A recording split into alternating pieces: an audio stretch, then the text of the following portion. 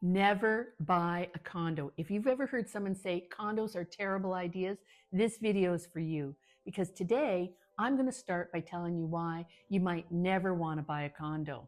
And then I'll explain who a condo actually might suit and why do people actually buy them. And both things can actually be true at the same time. Reason number one, never to buy a condo. Condo fees are not regulated like rent in Ontario. One of the biggest reasons people hesitate to buy a condo is the monthly condo fees, and it's for good reason. Unlike rent, condo fees in Ontario are not regulated. The condo board determines how much fees need to increase each year based on the building's expenses and long-term planning. And in all my years in real estate, I've never heard of condo fees going down ever. Condo fees exist for really legitimate reasons. They pay for things like snow removal, lawn care, and gardens, and parking areas, and underground garages, other things like roofs and windows, elevators, heating systems in apartment-style buildings. All of that costs money. Here's the risk. With older condos, things naturally age, and the items that eventually need replacing are big-ticket items. Roofs, windows, parking structures, heating system, elevators, none of these are small expenses at all. If a condo board isn't strong or financially savvy, fees can be set too low for way too long. And what that happens is the building falls short just as those major replacements come due, and owners pay for it later through sharp fee increases or special assessments, which I'll explain in just one moment. So you're trusting a group of volunteers to manage a multi-million-dollar asset that doesn't always go smoothly. Reason number two, special assessments can and do happen. And this is where things get expensive real fast. In addition to regular condo fee increases, owners also need to understand the risk of special assessments. So what's a special assessment? Well, it happens when a major building component needs to be repaired or replaced, and there isn't enough money in the reserve fund to pay for it. The reserve fund is essentially the condo corporation's saving account. It's meant to cover large, long-term items like the windows, elevator, siding, the actual building envelope, major elements that are included in the building envelope. And when those items need replacing and the reserve fund falls short, the cost doesn't just disappear. It gets passed on to the owners. So each owner is required to pay its proportionate share of the expense based on what percentage your unit represents of the entire building. So that might be 0.5%, 0.75%, or another fraction. But when the overall project is really expensive, like in the millions of dollars, even a small percentage can translate into a very large bill. And these amounts can easily be in the tens of thousands of dollars. So let me give you a true case where this happened. This building had a special assessment for replacing the windows. And they were beautiful floor-to-ceiling windows, fantastic for natural light and aesthetics, but they were also extremely expensive to replace. And the unit I'm thinking of was the smallest in the building. And even then, the special assessment that the owner needed to pay for was $40,000. Older buildings are generally more prone to special assessments simply because of age. As a building gets older, more components reach the end of their useful life at the same time. And if the reserve fund hasn't been adequately built up over the years, owners are left making up the difference. So this is one of the biggest financial surprises condo owners face, and it's something buyers need to understand before you actually buy. Here's reason number three. Condo fees cover the building, not everything inside your unit. Let me explain. That may actually seem kind of obvious, but that's a common misconception. Condo fees cover all maintenance. They don't. While fees cover the building envelope itself, many things inside your unit remain actually your responsibility. Let me give you an example. Your unit has its own furnace or HVAC system. That's typically on you to repair or replace. Another thing is water damage is another big one. If another unit causes a flood and water enters your unit, you may still be responsible for the repairs inside your space. depending on the condo rules and your insurance coverage. Now, insurance may cover it, but you've got the deductible to pay for and all the inconvenience to deal with all the damage and repair time. So this can surprise buyers who assume condo living means no expenses. It's lower maintenance, not maintenance free. Here's reason number 4. Short-term ownership exposes you to the market swings in costs.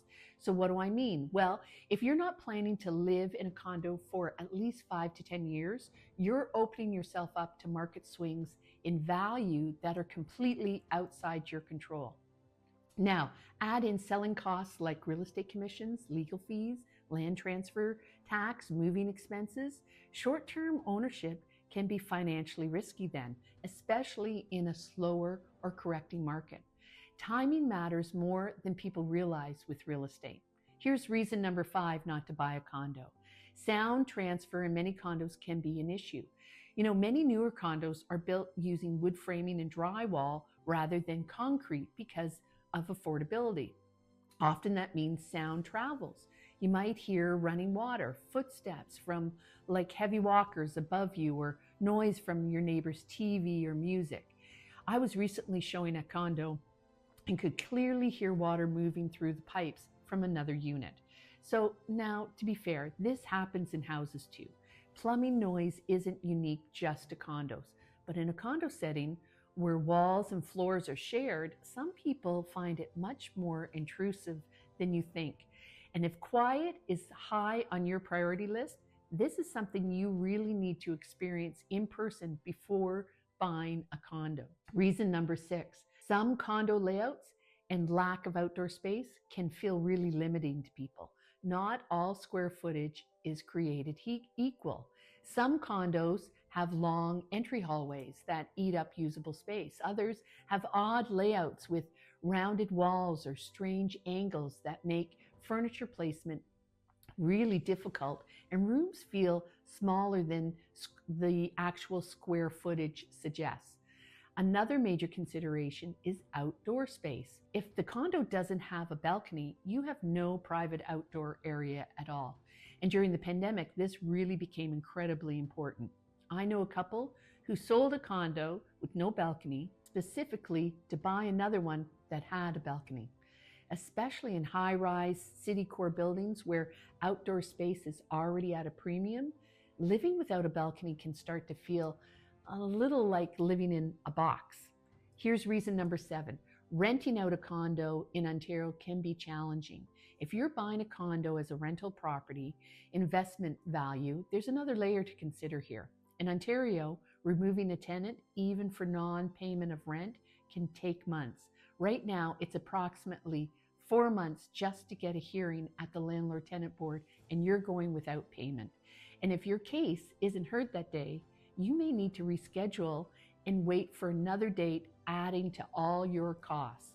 So this isn't theoretical. I've had clients go through this themselves, and it can be difficult, stressful, and really financially draining.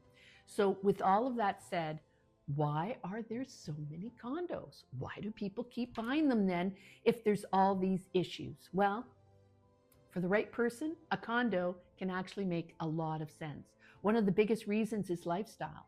If you're retired, maybe semi-retired, or planning to travel for extended periods, a condo offers a true lock-and-go lifestyle. There's no snow to shovel in the winter, no grass or gardens to maintain in the summer, no worries about, the exterior roofs, windows, exterior repairs while you're away. So, and if you're not handy or simply don't want to spend your time maintaining a property, condo living significantly reduces what you personally have to manage, which can be a benefit to the right person. You still maintain your own unit, of course, but everything beyond that is handled for you. And for many people, that freedom is totally worth the trade-off. Older condos also offer better space and construction, and that can be another major advantage for people, especially with condos built before 2000, is the space that they offer. Older condos often have a much larger footprint with a separate living room, separate dining room, generous kitchens like with a breakfast nook or area, and plenty of closet and storage space within the unit itself. There's also typically built with construction, which dramatically reduces noise transfer between units and floors, making them much quieter. That solid feel is something many buyers don't realize they miss until they actually experience it. And here's another reason: amenities can extend your living space. You know, condos also offer amenities that effectively give you more space than what's inside your unit itself. I'll give you an example. Gyms, media rooms, party rooms with a kitchen can be incredibly valuable, especially for special occasions like Thanksgiving or family celebrations. You can still host everyone, cook a full meal, and have space for people to move around and be comfortable without needing a massive private dining room year round. And location and affordability is another reason why condos are so desirable in areas like that make them possible to live in locations that would otherwise be out of reach. So downtown cores, waterfront areas, riverfront neighborhoods often have very few detached homes along them. And when those detached homes actually exist, they're priced far beyond what many people want to spend or can afford. A condo allows you to live near places like Lake Ontario or along Aramasa River here in Guelph, enjoying, the walkability, the views, the lifestyle perks that simply aren't available in detached housing at the same price point. Now, a condo isn't good or bad on its own. It's about whether it fits your lifestyle, your timeline, and your tolerance for shared decision making. For some people, a condo would be a wrong choice every single time. And for others, it's exactly what makes the chapter of life simpler and easier. And here's another video that you can watch.